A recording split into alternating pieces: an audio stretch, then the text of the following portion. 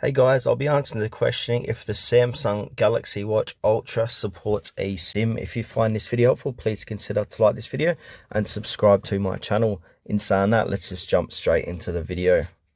Alright, so yes it does. So yes, the Samsung Galaxy Watch Ultra supports eSIM technology, enabling you to make calls, send text, stream music and receive notifications directly from the watch without needing to be connected to a smartphone. In the United States, major carriers such as T-Mobile, AT&T and Verizon offer plans that support eSIM functionality for smartwatches.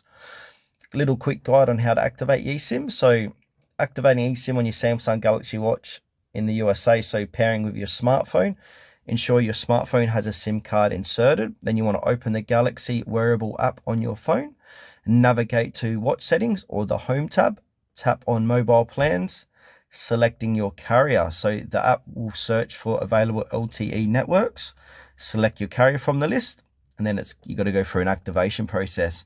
So follow the on-screen prompts to complete the activation.